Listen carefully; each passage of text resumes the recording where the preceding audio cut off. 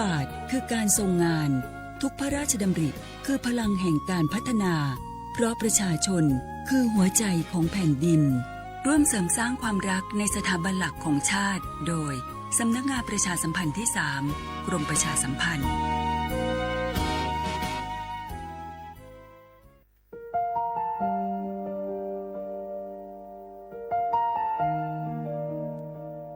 ขอน้อมเกล้าถวายอาลัย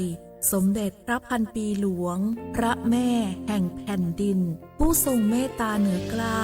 ขอพระองค์เสด็จสู่สวรรคาลัยข้าพระพุทธเจ้าข้าราชการและเจ้าหน้าที่สถานีวิทยุกระจายเสียงแห่งประเทศไทยจังหวัดเชียงใหม่กรมประชาสัมพันธ์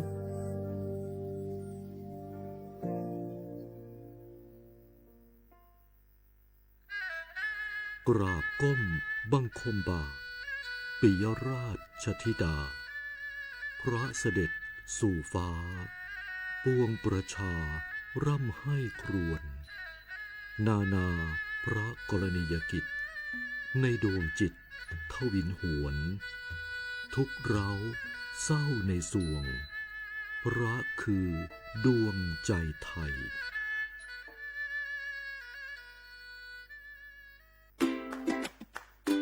เท่าเทียมยุติธรรมเสมอภาคว่างหัวชื่นลัวยอชายยอดอมมือลองผิงปิงประเทศไทยเป็นสังคมที่มีความหลากหลายทางชาติพันธุ์แต่ละกลุ่มมีภาษาวัฒนธรรมและวิถีชีวิตที่เป็นเอกลักษณ์ซึ่งล้วนเป็นคุณค่าที่ควรได้รับการคุ้มครองพระราชบัญญัติคุ้มครองและส่งเสริมวิถีชีวิตกลุ่มชาติพันธุ์มีเป้าหมายเพื่อคุ้มครองสิทธิและศักดิ์ศรีของกลุ่มชาติพันธุ์ส่งเสริมการรักษาอัตลักษณ์ภาษาวัฒนธรรมและภูมิปัญญาท้องถิ่นพร้อมทั้งป้องกันการเลือกปฏิบัติและสนับสนุนการมีส่วนร่วมในการพัฒนาสังคมอย่างเท่าเทียมกฎหมายฉบับนี้มุ่งสร้างความเข้าใจเคารพในความแตกต่างและส่งเสริมการอยู่ร่วมกันบนพื้นฐานของความเสมอภาคเพื่อให้ความหลากหลายทางวัฒนธรรมเป็นพลังในการพัฒนาประเทศอย่างยั่งยืนดื้อหยอผักแก้หล่อซาจะผัดโดผัดชิหล่อซาบาที่วิจวิออกคโลอาเชื่อที่เลี้ยงโง่ประสานสืบค้นติดตามข้อมูลเพิ่มเติมที่ศูนย์มนุษยวิทยาสิรินธรองค์การมหาชนกระทรวงวัฒนธรรม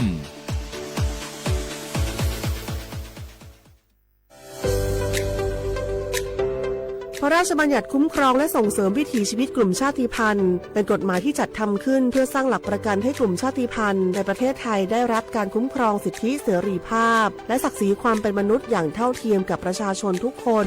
โดยมุ่งส่งเสริมให้กลุ่มชาติพันธุ์สามารถดำรงรักษาอัตลักษณ์ภาษาวัฒนธรรมภูมิปัญญาท้องถิ่นและวิถีชีวิตที่สืบทอดกันมาได้ภายใต้กรอบของรัฐธรรมนูญและกฎหมายของประเทศโดยนางสาวสบิดาไทยเศรษฐ์รัฐมนตรีว่าการกระทรวงวัฒนธรรมกล่าวว่ากฎหมายฉบับนี้สะท้อนให้เห็นถึงความสำคัญของความหลากหลายทางวัฒนธรรมซึ่งถือเป็นรากฐานสำคัญของสังคมไทยการที่เรามีพรบออกมาคุ้มครองเมื่อวันที่ 18 กันยายนนะคะปี 2568 ก็ถือว่าเป็นอีกก้าวหนึ่งนะคะถือว่าเป็นก้าวแรกที่จะเป็นการไม่ใช่แค่คุ้มครองวิถีชีวิตชาติพันธุ์แต่ว่าคุ้มครองความหลากหลายทางวัฒนธรรมซึ่งจะทำยังไงให้ทุกท่านนี้สามารถอยู่ร่วมกันในสังคมได้อย่างเท่าเทียมโดยคำนึงถึงศักดิ์ศรีความเป็นมนุษย์ก็ถือว่าจะมีอีกหนึ่งเครื่องมือในการที่จะปกป้องสิทธิต่างๆและทำให้ทุกท่านนั้นสามารถเข้าถึงสิทธิขั้นพื้นฐานประเทศไทยเป็นสังคมที่ประกอบด้วยประชาชนจากหลากหลายกลุ่มชาติพันธุ์เช่นกะเหรี่ยงม้งลาหูลีซูอาคาและอีกหลายกลุ่มที่มีประวัติศาสตร์ภาษาและวัฒนธรรมเป็นเอกลักษณ์ในอดีตกลุ่มชาติพันธุ์จำนวนไม่น้อยประสบปัญหาการเข้าถึงสิทธิขั้นพื้นฐานการเลือกปฏิบัติหรือข้อจำกัดในการดำรงวิถีชีวิตดั้งเดิมกฎหมายฉบับนี้จึงมีเป้าหมายในการสร้างกลไกที่ช่วยลดความเหลื่อมล้ำส่งเสริมการมีส่วนร่วมและเปิดโอกาสให้กลุ่มชาติพันธุ์มีบทบาทในการกำหนดแนวทางการพัฒนาที่สอดคล้องกับบริบทของตนเอง สาระสำคัญของพระราชบัญญัติประกอบด้วยการคุ้มครองสิทธิของกลุ่มชาติพันธุ์ในการรักษาและสืบทอดภาษาประเพณีศิลปะวัฒนธรรมความเชื่อและภูมิปัญญาท้องถิ่นการส่งเสริมการศึกษาที่คำนึงถึงอัตลักษณ์ทางวัฒนธรรมการป้องกันการเลือกปฏิบัติด้วยเหตุแห่งความเป็นกลุ่มชาติพันธุ์ตลอดจนการจัดตั้งคณะกรรมการและกลไกต่างๆเพื่อกำหนดนโยบายติดตามผลและประสานความร่วมมือระหว่างหน่วยงานของรัฐองค์กรปกครองส่วนท้องถิ่นภาคประชาชนและผู้แทนกลุ่มชาติพันธุ์นอกจากนี้ยังเปิดโอกาสให้มีการกำหนดพื้นที่คุ้มครองวิถีชีวิตกลุ่มชาติพันธุ์ในบางพื้นที่เพื่อสนับสนุนการอนุรักษ์วิถีชีวิตและการจัดการทรัพยากรตามหลักเกณฑ์ที่กฎหมายกำหนดประโยชน์ของกฎหมายฉบับนี้คือการสร้างความเสมอภาคและลดการเลือกปฏิบัติในสังคมส่งเสริมการอนุรักษ์ความหลากหลายทางวัฒนธรรมและสนับสนุนให้ภูมิปัญญาท้องถิ่นได้รับการสืบทอดสู่คนรุ่นใหม่นอกจากนี้การมีส่วนร่วมของกลุ่มชาติพันธุ์ในการกำหนดนโยบายและการพัฒนาพื้นที่ยังช่วยให้การดำเนินงานของภาครัฐมีความเหมาะสมกับบริบทของแต่ละชุมชนมากยิ่งขึ้นส่งผลให้เกิดการพัฒนาที่สมดุลและยั่งยืนทั้งในด้านเศรษฐกิจสังคมและสิ่งแวดล้อมนำไปสู่สังคมที่เปิดกว้างมีความเข้าใจซึ่งกันและกันและเคารพความแตกต่างของทุกกลุ่มคนอย่างยั่งยืนสนับสนุนโดยศูนย์มนุษยวิทยาสิริธรองค์การมหาชนกระทรวงวัฒนธรรม www.sac.or.th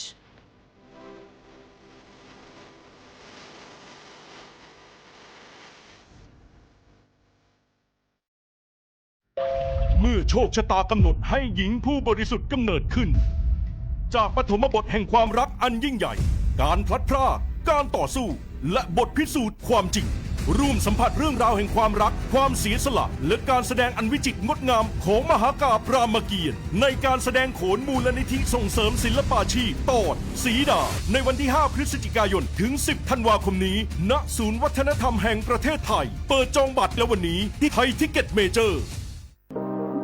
ร่วมเป็นเจ้าภาพงานระดับโลกจัดขึ้นในประเทศไทยการประชุมสภาผู้ว่าการกองทุนการเงินระหว่างประเทศและกลุ่มธนาคารโลก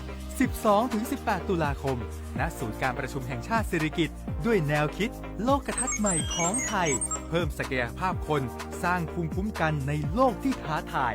มาร่วมเป็นส่วนหนึ่งของการประชุมครั้งประวัติศาสตร์เพื่อปรับตัวสู่อนาคตร่วมกันอย่างมั่นคง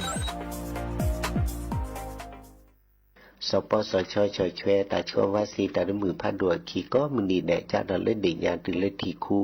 แล้วปว่าเสภายยากอเมแวพอมือปลาละพออุทอละล้นในลุยลาสัวโคดอพอสาหัวนี่คือลาตึเลคีนีปะบาดชนะเมแวตาปโสปูหลอตาไซชีตาชาซาสุกโลกนุปูติเตอตาชาเกเลปะบามาเรเริ่มมอเฮลอเตสีเคมีบำบัดตาชาชีเชอปะละนี่คือจีแซซัวพอโกปะเปบาดอมาเจลอซาริเซบาปะบาดชาทาลาซีเมียปะบาดชา HIV ดอปะละเครือกิโลตะกซาซัวโกดอซีกว่าอาทอเลสายด่วนสปสช1330สปสชเขต1เวกิเม053-285-355สายด่วนกมท1600สายด่วนสุขภาพจิต1323แล้วว่าก็กันเดียวก่อนนี่แล้วดอปูแวปากญอโพนเมบาสะสุออมมืออเลวิทยุกลิลอก็จะแต่เวกิแมตตอนยาอีบอบบาเนบาคักเล่นตัดพี่ตามมาตัดพี่ออมมาออจะแต่กว่าก็ได้และสนใจโฆษณาเนื้ออดจัดสิกว่าสวทเชียงใหม่เบอร์โทรศัพท์053-276-068เมตเมบะ092-246-8579เซทอโบลอ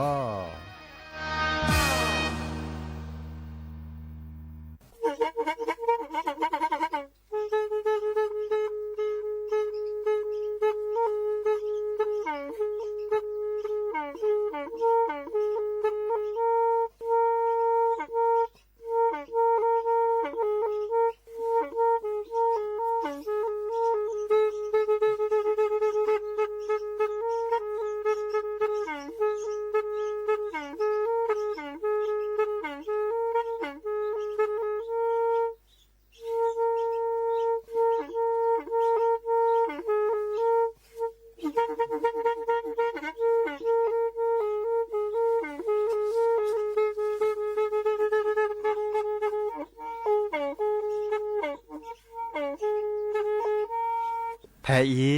วิทยุกะลือหลอก็จะแตะเวกีแม่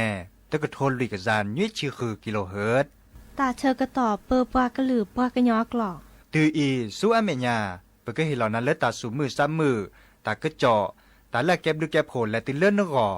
อัตโคเนและกนาหลอเจอบาค่าคือตาซุมือซ่ามือสก้อเนาะ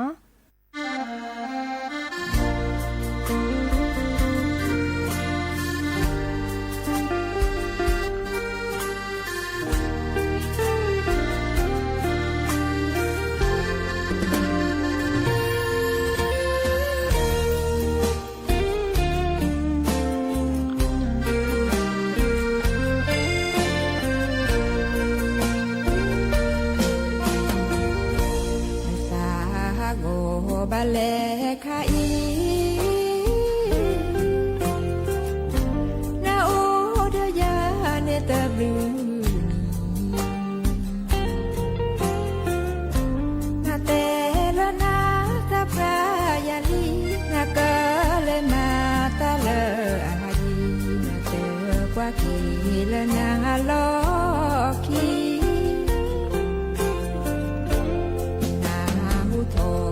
ชาโดมานาเตละนาเตเอเลยายนาหูทอยาเมทิยาจอบาเลนมาตาเจอชูโมตุเกเลยา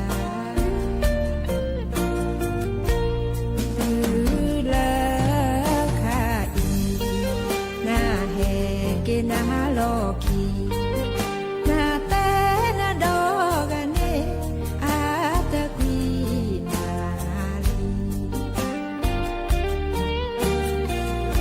นากะฮักีเอกีดายาจอยาเตเอนา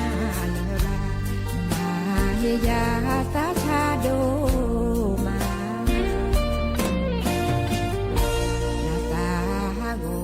มาตาดูแลบาเลเอนานินาเตเอ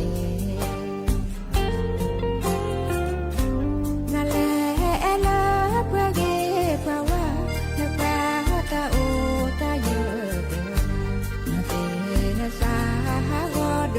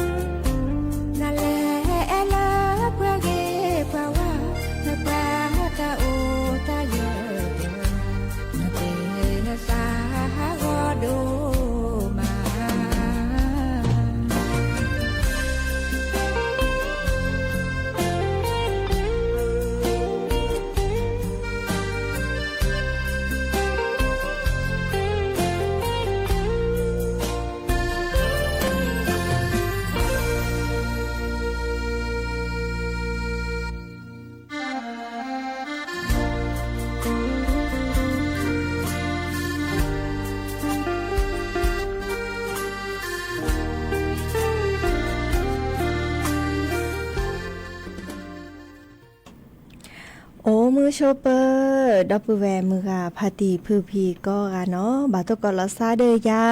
พอโมลาวารัญญาไฟไพโรดแพเลอวิทยุคลือหลอกก็จะแต่เวกิแม่สวทเชียงใหม่สำนักงานประชาสัมพันธ์ที่3กรมประชาสัมพันธ์เนาะโอเคสกอลอซาตาเชอกตอเลอควีนาริและตุเลออนาริติชี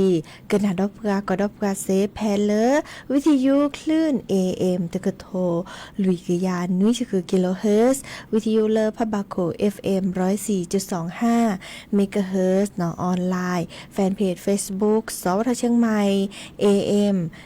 1476 KHZ เนาะเลอออนไลน์จิตาดาแวเนาะไปเลย TikTok เลยครับกว่าดอเดอแฮกว่าดอกว่าเซจิตาเนี่ยจะคุยเราจะมีเลลีก่อนเรามีไมพรีเซนต์เนาะโอเคสก็เราซะดีแต่แล้วนึกกันนั้นแล้ววิทยุกว่าดอกว่าแล้วออนไลน์เลยครับตามหมู่โทรศัพท์ตัวจบกว่าเซเนาะเบอร์โทรศัพท์เตอเบอร์ละล้อ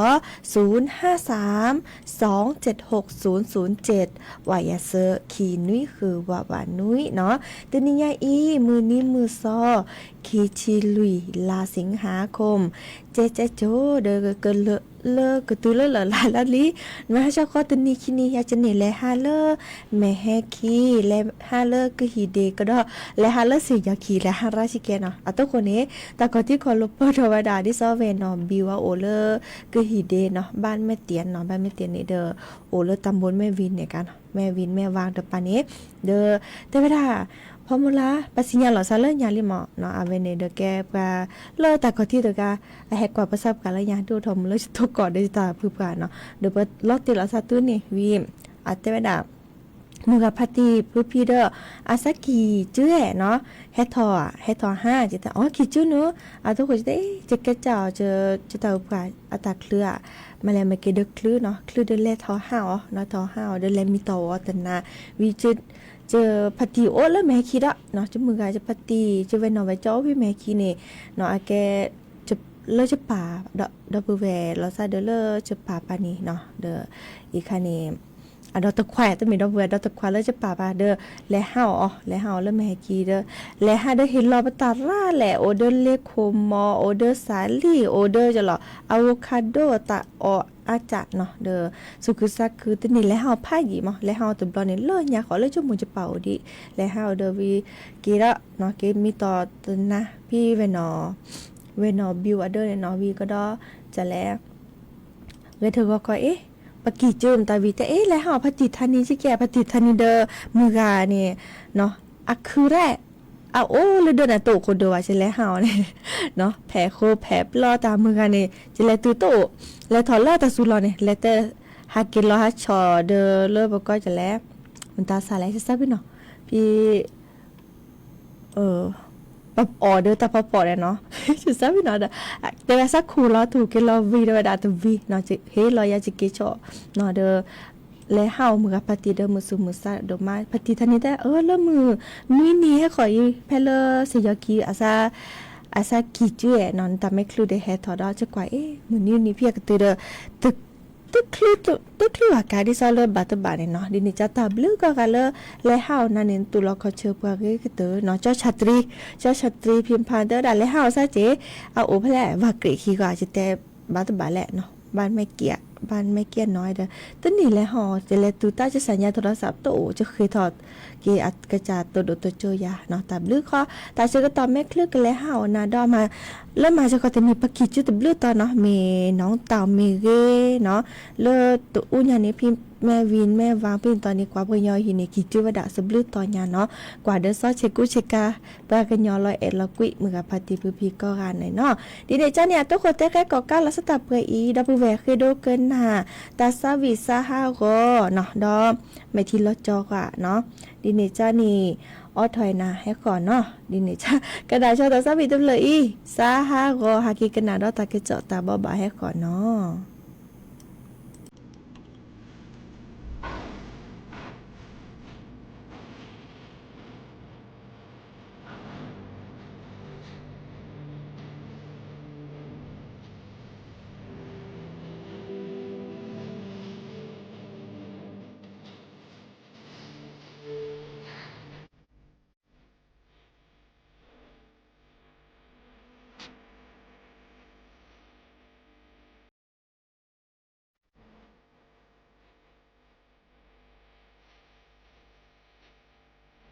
เ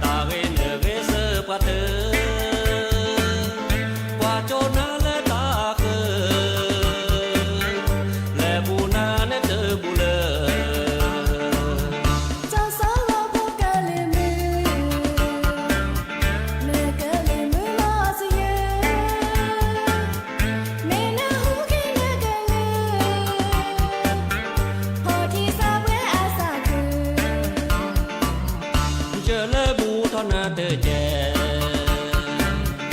ta ge ne ge pu ge pe o bu na sa pe te de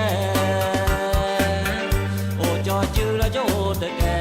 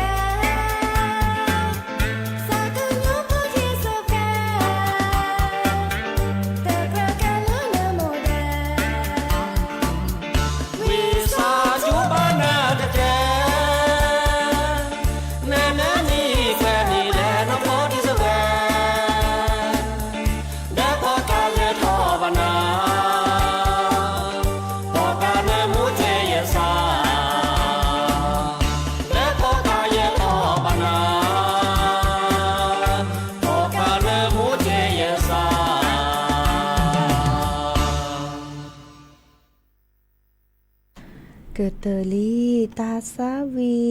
นอสระปฏิทานินอาตากระดาลเวนนิดอึสก็เนาะแดพอกาเสยยืถอบาหน้าเนาะหากเกขนาดตากระเจาะตาบอบาเนาะดิซอมหาตุนุยเนปลา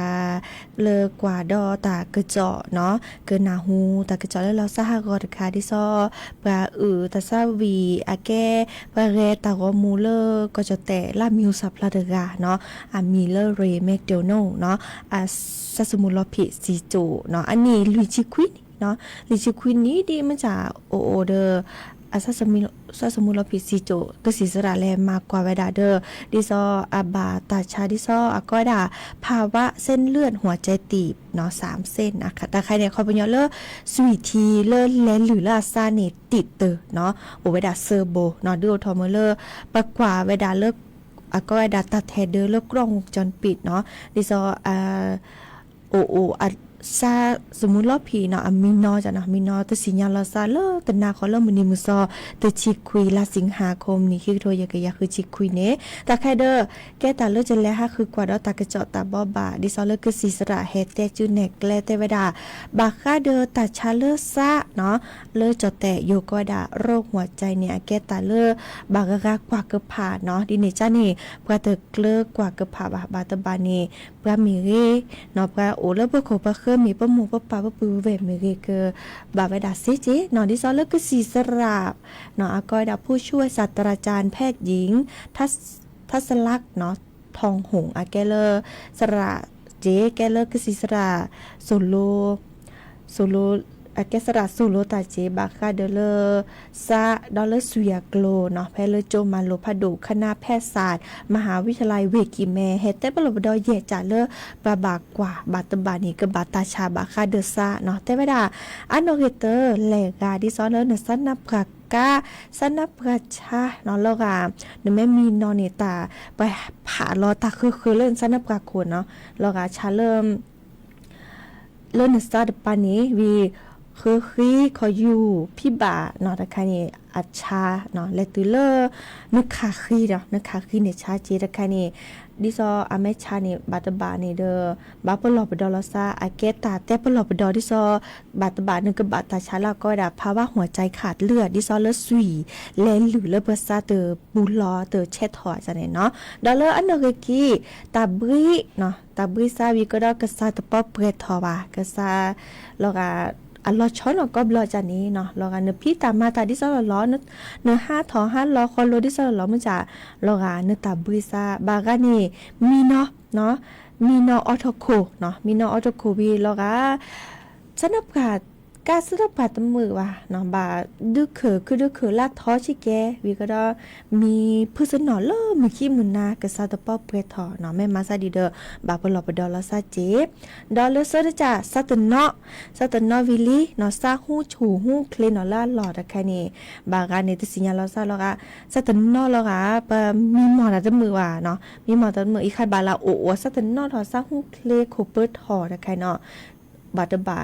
ดิเนจาเนี่ยแม่มาซาดินและอกซิสระเคลเนาะดอลลุยตจาบาคาเดแมคิซูแมคิตีบากาเนกลิทอแมคิซูตาขอที่คอโลโตโอวะตาแค่นี้อาเฮเวดาดิซอเริ่ม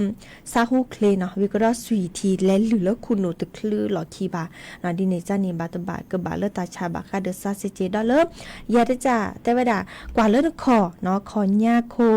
คอกแม่นคออันเนาะเนาะอีกานี่เดอนพอลตาเดออลอยเจอดะคะนี้บาตบาเนี่ยแต่เวดาบาคาเดทีแลโอเนาะแลโอเลนคอจันนี่วิก็ดอดิซอเลเนซานี่ฮีเนสวีทีแลลือคลือว่าเนาะดิเนจานี่กสิสระแต่เวดาบาปลอปดอลซาลอชอเลเปิดบาตาชุดตาชาดิซอตาชาชิเชลาก็ด่าความ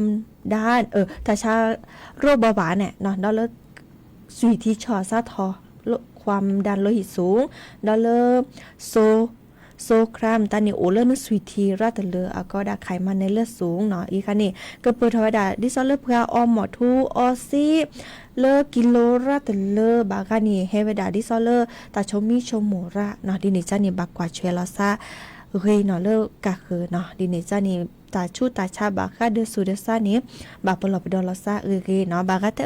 จัญญาบอดีจิตบาดิบามันจะบาตบาเนกบาเสเนาะดิเนจันนี่แก่กว่าเลเนทุนนาทีที่ซ้อนน้ำหมูเนื้อปลาเนื้อเพื่อนเพียแม่บาตบานี่เราจอเลตาชาชิเชอตาชาความดันโลหิตสูงเนี่ยบาตบาเนื้อบาเซจีเนาะดิเนจันนี่กว่าเชอก็จะเลตาเชื่อก็ต่อใครอีอตาอลาเรเนาะเรลุโคลุกแกออกกำลังกายทอโบเนาะคือเดินนาเนาะดิเนจานี้เนาะให้แต่ว่าบาสิญญาคือนาโอเวดาเพรอีและกันนาดอกว่าตาซาวิดาตะเพลมือขอดับเวกโดกันนาแม่ทีลอจอเนาะกันนาสกก็กันเนาะ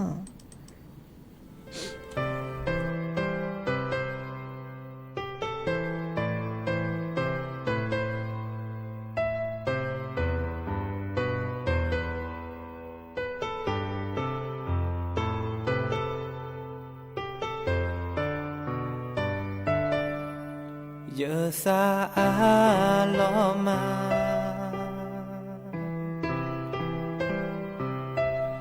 แผ่นาหูนตาเกิดโต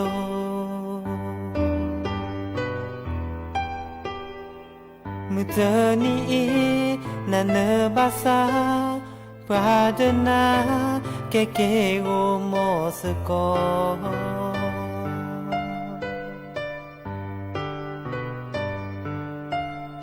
หาเยอะซาเตเซ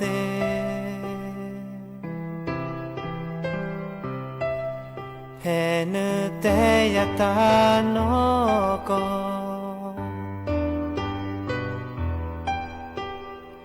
เมทีลอจอข้าขอตะแลเยอะจะเมว่าเลอเนแอละบา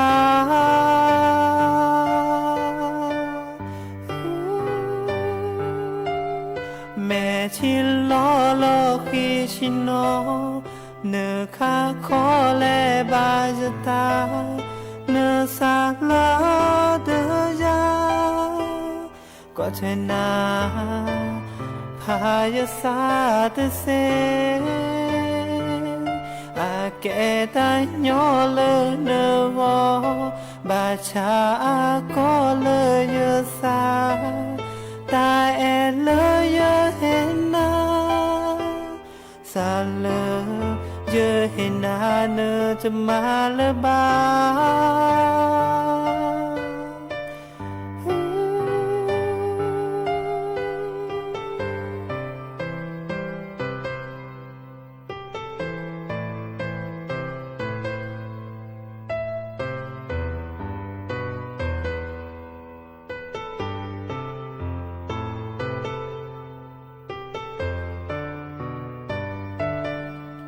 chỉ nó ô tơ ga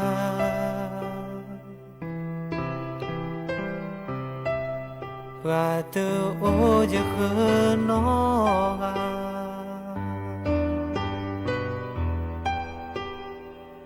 có mưa ní giờ nó ban na ta sẽ yêu chân na mẹ chỉ là doa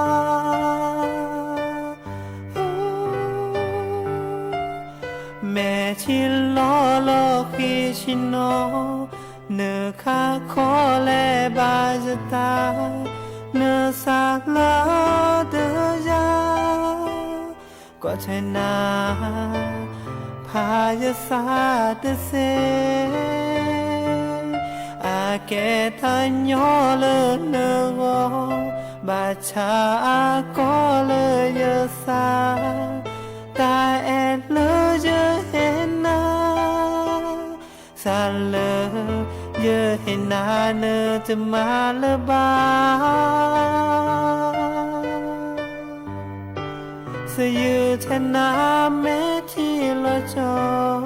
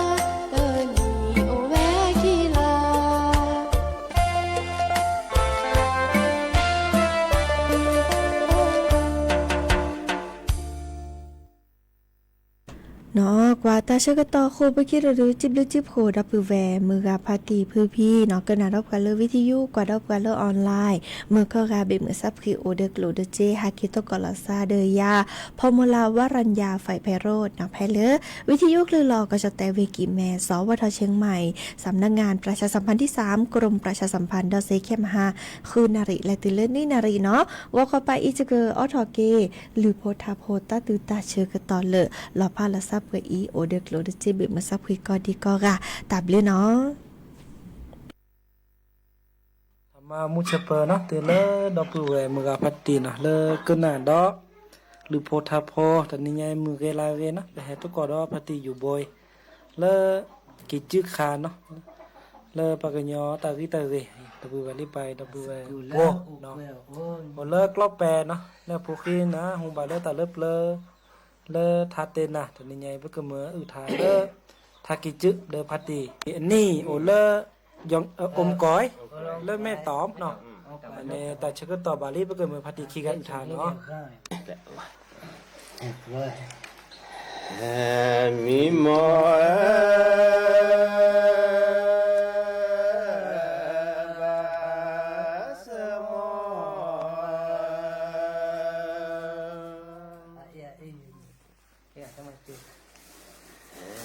ที่เกิ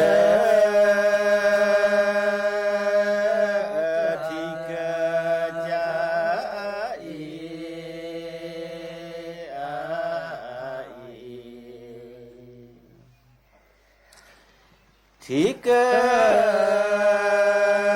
ดจะก็เกิดจะ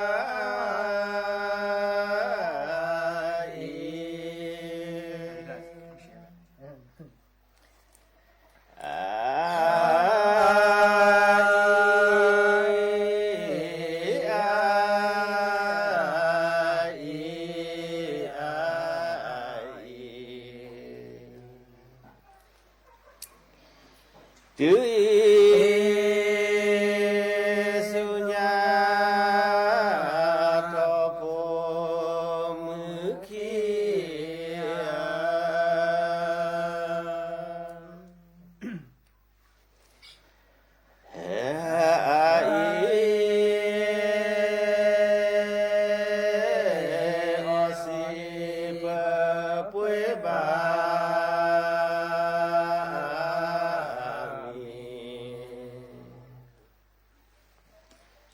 อสิบป่วยบา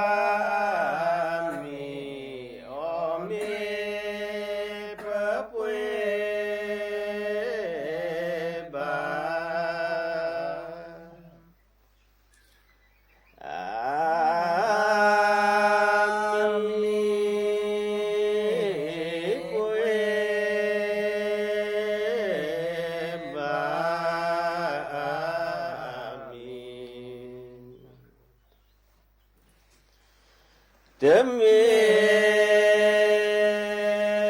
ปจิสาปวา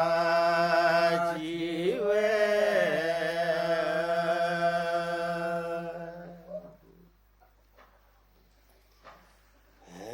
อามีป่วยบามีเกิ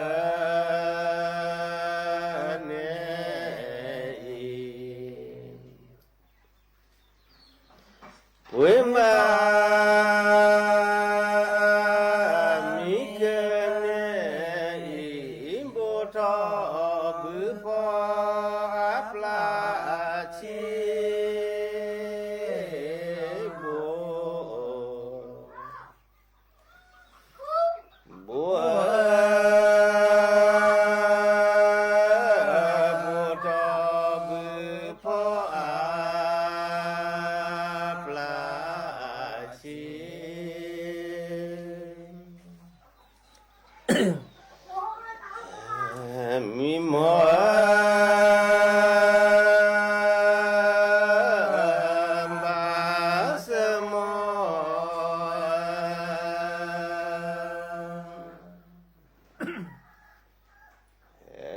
ที่เกิดจากสิมือสิบอกก็เกิดจากสิมือสิบอกสิมือสิบอก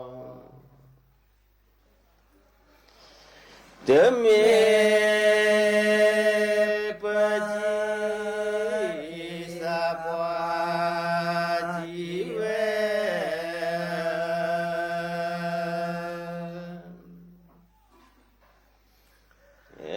สิบอมิปะอสิปะเรลอมิปะอสิปะเรลอมิปะอมิ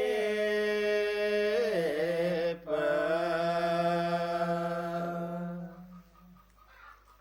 เรลอมิปะเรลอเดเมปจิสาปวาจิเว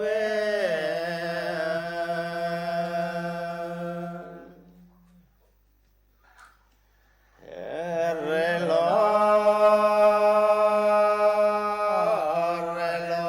บาปิยาโคดอเรลอบาปิยาโคดอบุทอบุพออาปลาทอบุบุทอบุ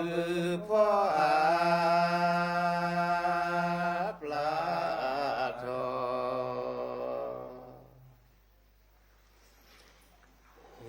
มิมอ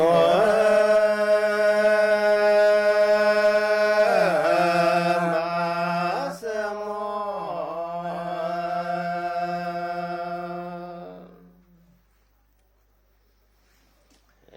ที่เกิ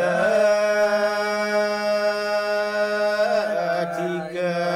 จากละสาเตที่เกิดจา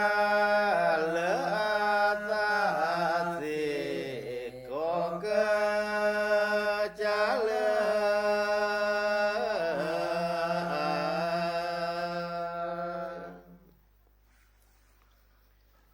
สาเตละสาเต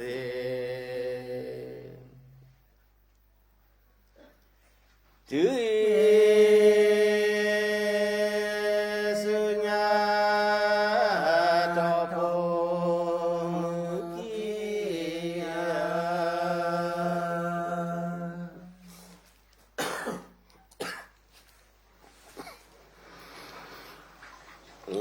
สาเต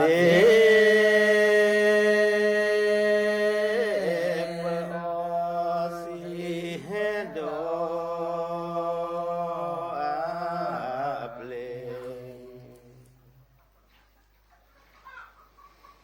ปะอสิเฮโดอาเปลปะอมิเฮโด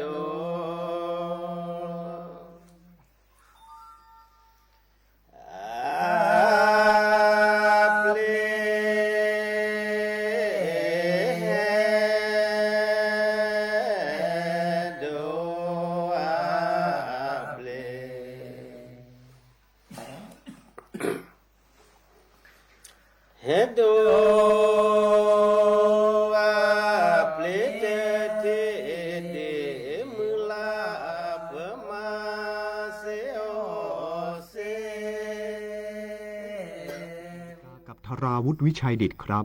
กรมอุตุนิ